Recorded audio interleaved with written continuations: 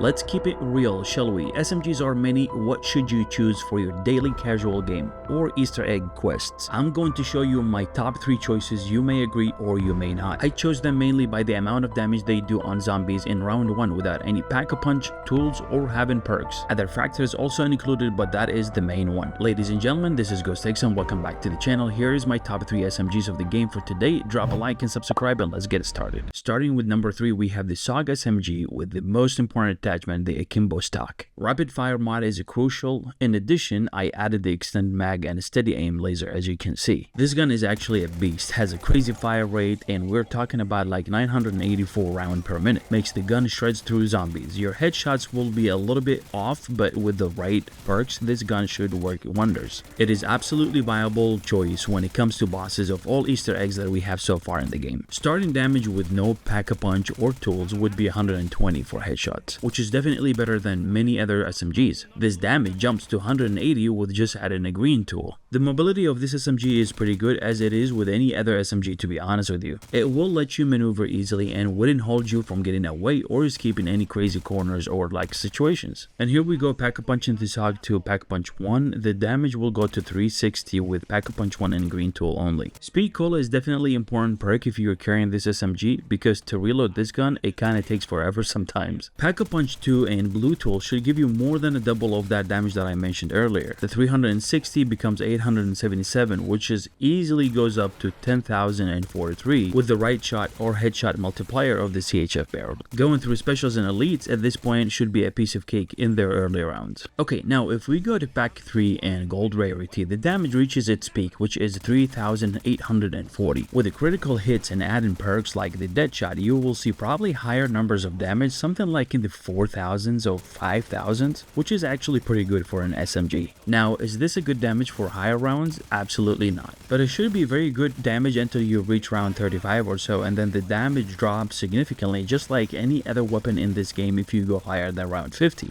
The SOG made its way to the top 3 SMGs because of its ease of use. And it's really fun. Its higher rate and fire and the fact that you're carrying 2 SMGs compensate for the lower damage. And of course it's in the 3rd place of this video because it has a lot of recoil and misses a lot of headshots. But ultimately it's a pretty nice gun to use in daily gaming. Coming in at 2nd place, we have one of my favorite SMGs, the C9. The way I see it, this SMG feels like a mini assault rifle, but with a much higher fire rate. In fact, its fire rate sits at 779 rounds per minute, but slightly below the SOGs. For attachments, I went with the rapid fire mod, CHF barrel, steady aim laser, no stock, and of course the extended mag. This setup gives you 330 rounds in reserve and 50 rounds per mag before even pack-a-punching, which is pretty solid. Surprisingly, its mobility is even better than the SOG. This loadout provides a 5.8 meter per second movement speed, whereas the SOG was only 5.2. When it comes to damage, the C9 starts at 130 base damage compared to the SOG was 120, but as you upgrade it, things get even better. Adding the green tool bumps its damage up to 195, and with just the blue tool it skyrockets to 260. This actually allows you to burn through the first 14 to 15 rounds with ease, even before pack-a-punching. Now once we pack-a-punch it, things get crazy. The ammo reserve jumps to 540 rounds with 100 rounds per mag, and that 260 damage, it more than doubles to 504, making it an absolute beast. Of course, after pack-a-punching, the ammo reserve and rounds per mag stays the same, 540 in reserve and 100 per mag, but the damage continues to scale. With pack-a-punch 2 and purple rarity, the C9 damage jumps to 1,746, making it a viable choice all the way to round 27 or 28. At that point, you may start noticing a slight drop in the firepower, but it can still hold its own beyond round 30, to be honest with you. Now, if we go ahead and upgrade it to golden rarity and pack-a-punch 3, the C9 reaches its peak damage, of course,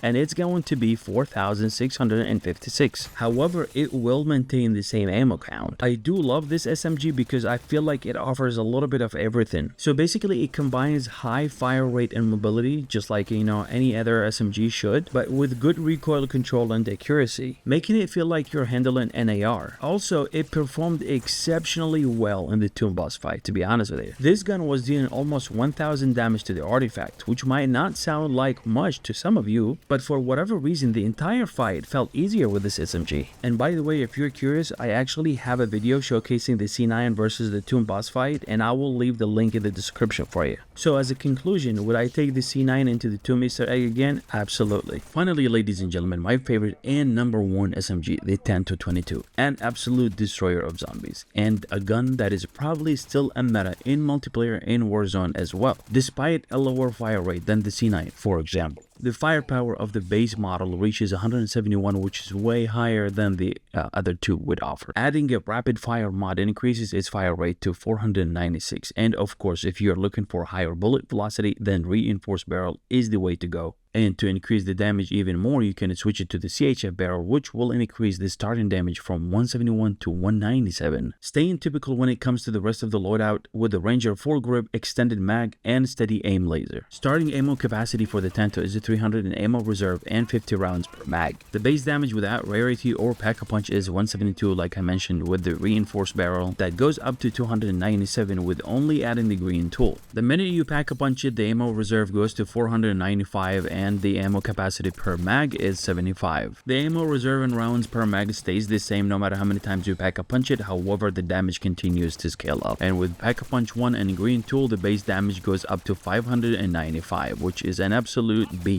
Adding a blue tool only increases that damage to 793, which basically you can have the Tanto with pack-a-punch 1 and blue tool for as up as like 16 or even 18 round. Now after you pack-a-punch it to 2 and you still have the blue tool, you will get a damage up to 1595 or 65 depending on the critical shots, while adding a purple tool will increase it to 2300 and something. I think it was like 35, and you could easily have the Tanto with pack-a-punch 2 and purple rarity up to round 30. Reaching its peak when you pack-a-punch it to 3 and golden rarity, the damage will go up to 6357. At this point, this gun is an absolute destroyer of anything comes in front of it. Elites and specials at this time will have zero power against this gun, especially if you add that Deadshot Daiquiri perk and you add also the Dead Wire ammo mod. This gun did amazing job reaching to round 50 with barely noticeable drop in firepower, to be honest with you. And as far as taking it to the Tomb Easter egg and shooting that artifact, it did actually a damage of 1200 and even a little bit more, which is comparable to a lot of ARs. The Tanto actually did pretty good job in all Easter eggs we have so far in the game. The only exception was the terminus boss fight, which could be a little bit problematic because of that damage range. Other than that, this SMG is a good fit for daily gaming solo, and also if you want to jump in the game with a squad or your friends for a quick grab of an Easter egg or boss fight as well. If you're interested in seeing that video of the Tanto versus the Tomb, I'll leave the link in the description for you. That's pretty much it for this video, guys. We just visited the top 3 SMGs in my opinion. Let me know what do you think, share your thoughts, leave a comment down below, and support our channel with your likes and subscriptions.